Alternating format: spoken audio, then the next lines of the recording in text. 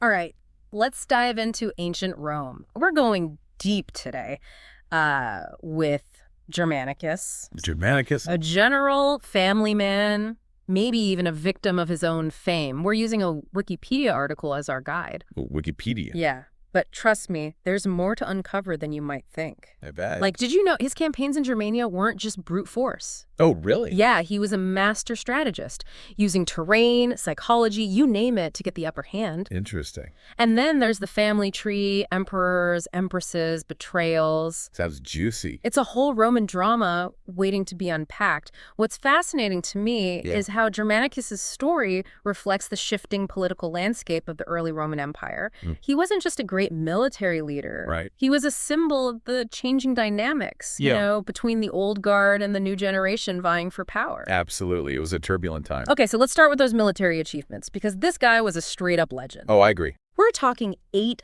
legions under his command, pushing into Germania to avenge that devastating Roman defeat. You mean the Battle of the Teutoburg Forest? Exactly. The one where 3 whole legions were wiped out. A national trauma. It was a huge blow to Roman pride, and Germanicus was determined to set things right. And he did. His campaigns were brilliant, Yeah. not just for the military victories, but for what they reveal about Roman strategy. Oh, tell me more about that. Well, he understood the importance of logistics, intelligence gathering, Wow. even using the landscape to his advantage. So he wasn't just charging in blindly. Not at all. He adopted tactics tailored to the Germanic tribes he faced, I see, so adapting to the enemy. employing both force and cunning. And it wasn't just about revenge either. He was reclaiming lost Roman standards. Ah, those eagle symbols on their banners. Exactly. They were like the embodiment of their military might. So there's this symbolic victory woven into the military one. Exactly. Pretty powerful stuff. No wonder he was so popular back in Rome. And that popularity is key to understanding the next layer of his story, his family, and the political intrigue that surrounded him. Oh, this is where things get really interesting. You can say that again. His family tree reads like a who's who of Roman emperors and empresses. It's quite a lineage. His father was a renowned general. He was adopted by the Emperor Tiberius and related to Augustus Caesar on both sides. And then there's his wife. Oh, right. He married Agrippina the Elder, who was Augustus's granddaughter. Talk about keeping it all in the family. This wasn't just about bloodlines, though. It was a calculated strategy to consolidate power within the ruling dynasty. So every marriage, every adoption. Was a move on the political chessboard. Wow, fascinating. Oh, and the drama doesn't stop there. They had 9 kids, 9 kids. including an emperor, Caligula, and an empress, Agrippina the Younger. Okay, now that's a family reunion I wouldn't want to be at. And let's not forget his brother, Claudius. Who also became emperor. Right. Their family dynamics were a tangled web of ambition and rivalry, played out on the grand stage of Roman politics. Okay, so we've got this war hero who's also at the heart of Roman power. You can see how that might make some people nervous, especially the emperor himself. Exactly. Tiberius, despite being Germanicus's adoptive father, likely saw this rising star as a potential threat. A threat, even though he adopted him. That's the complex reality of power dynamics in ancient Rome. Blood ties weren't always a guarantee of loyalty. So in other words, Ambition often trumped familial bonds. wow, so even with the adoption. Remember, the Roman Empire was a ruthless arena, where the quest for power could turn even family members into rivals. Now that you mention it, the fact that Tiberius adopted Germanicus in the first place, was that maybe more about securing power than genuine affection? It's certainly possible. Adoption was a common tool for solidifying political alliances and strengthening claims to the throne. So Germanicus is caught in this web of family and power. Right. And he's also got this incredible military reputation. What happens next? I'm already hooked on this story. Well, that's where we delve into the next chapter. A mission to the east, a clash with a rival, and a death shrouded in mystery. All right, bring on the drama. Let's get into the next part of this deep dive. So Germanicus, he's fresh off his victories in Germania, riding a wave of popularity. Right. But instead of, letting him bask in the glory, Yeah. Tiberius sends him off to the eastern provinces. The eastern provinces. Officially, it's a prestigious appointment. Okay. He's tasked with reorganizing the region, a job requiring someone of his stature and skill. So you're saying there's more to it than meets the eye. Well, remember, Tiberius was a master of political maneuvering. Mm-hmm. He likely saw this mission as a way to remove Germanicus from the center of Roman power, distancing him from his loyal legions and the adoring public back home. So it's a strategic move disguised as a promotion. You could say that. Clever, Yeah. but kind of ruthless, too. That was Tiberius' style. Calculated and often cold-blooded. Oh, wow. And to make matters even more complicated, he appoints Gnaeus Calpurnius Piso as the governor of Syria. Piso. Now, Piso was a staunch traditionalist, someone who likely viewed Germanicus's popularity and reformist tendencies with suspicion. So we've got the classic clash of personalities, the beloved hero versus the seasoned politician. I can already see the sparks flying. Oh, absolutely. What exactly did Germanicus do in the East, though? It wasn't just about political feuding, right? Definitely not. Germanicus was a hands-on leader, deeply involved in the affairs of the region. He reorganized provinces, settled disputes between local rulers, even addressed a famine in Egypt. Imagine the pressure of dealing with a food shortage in the breadbasket of the Roman Empire. That's a lot on his plate, and all while navigating this political minefield laid by Tiberius. It's no wonder he was compared to Alexander the Great. Exactly. He embodied that ideal of Roman leadership, skilled in both war and peace. So not just a military man. No. And you know what? He even went to Egypt without getting Tiberius's permission first. Really? Which was a major breach of protocol. Oh, wow. It shows how independent and confident he was, but also how strained their relationship had become. Oh, I bet that didn't sit well with Tiberius. Not at all. But let's get back to Piso for a second. How did this clash of personalities actually play out? Well, according to the historian Tacitus, Piso was determined to undermine Germanicus at every turn. Really? He obstructed his orders, reversed his policies, even went so far as to cultivate support among the legions, creating a power base loyal to him rather than Germanicus. Wow, talk about passive-aggressive. It sounds like a full-blown power struggle brewing in the East, with Germanicus caught right in the middle. Was. And this is where things start to take a dark turn, right? Sadly, yes. Amidst all this political maneuvering, Germanicus falls seriously ill in Antioch. Oh, no. Suspicion immediately falls upon Piso.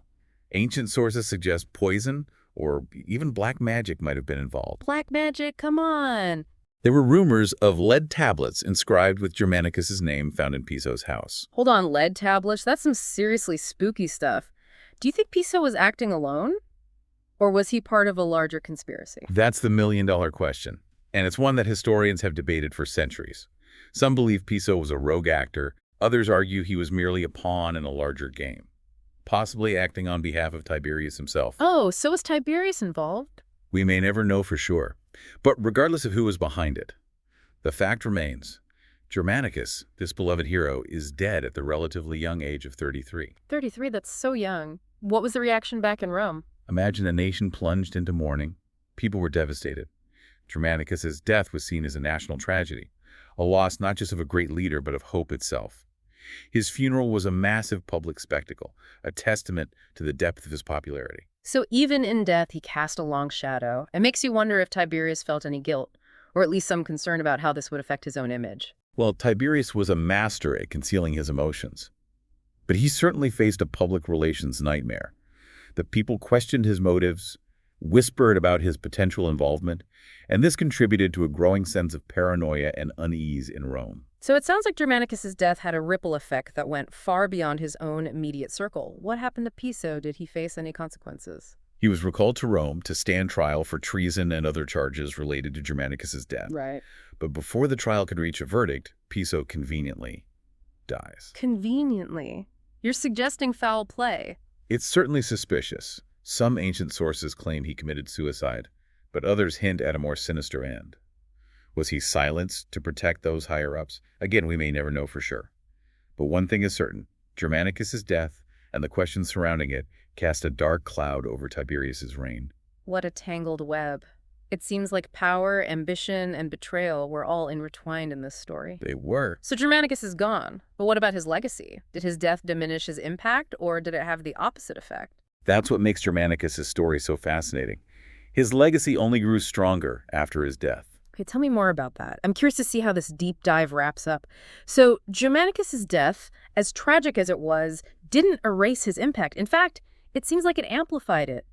Tell me, how did his legacy endure? Well, it's quite remarkable. Statues were erected in his honor, poems composed praising his virtues, Even cities were named after him. Wow, they really went all out to keep his memory alive. Oh, they did. And there's one more detail you might find interesting. His son, Caligula, Yeah.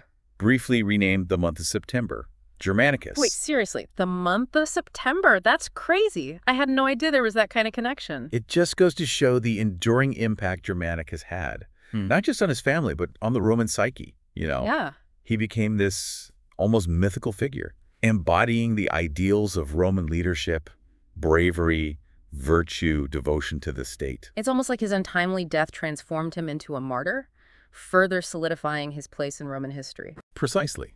And that's what makes this deep dive so compelling. We're not just looking at a historical figure, we're exploring the construction of legacy, the ways in which memory and myth intertwine to shape perceptions of power and heroism. It makes you wonder, what would have happened if Germanicus had lived longer? Would he have eventually become emperor? Could he have changed the course of Roman history? That's a question that's tantalized historians for centuries. Some argue that his popularity and military prowess would have inevitably propelled him to the throne. Others suggest that the political machinations of the Roman court, combined with Tiberius's deep-seated suspicion, would have ultimately thwarted his ambitions. So a real what-if scenario, and there's no way to know for sure. It's almost like Germanicus' story becomes even more intriguing because it's unfinished. Exactly. We're left with these lingering questions, these tantalizing possibilities. And that's the beauty of exploring history, right? It's not just about finding answers. It's about engaging with the enduring mysteries and complexities of the past. I have to say, this deep dive has been a real eye-opener. We started with a Wikipedia article, something most people would consider, a pretty basic source. Right. And we ended up uncovering layers of political intrigue, military genius, and a legacy that continues to fascinate us centuries later. It's a reminder that even the most familiar sources can offer surprising depths if we're willing to, dig a little deeper. Yeah. And in the case of Germanicus, that deeper exploration reveals a story full of drama, ambition, and ultimately, tragedy. So as we wrap up this deep dive, I'm left with one final thought for our listeners. What do you think Germanicus' story tells us about the nature of power, ambition, and legacy? Was he a tragic hero, a victim of circumstance, or something in between? We invite you to continue exploring these questions, to delve deeper into the world of ancient Rome, and to draw your own conclusions. Until next time, keep questioning, keep exploring, and keep diving deep. Thank you for listening.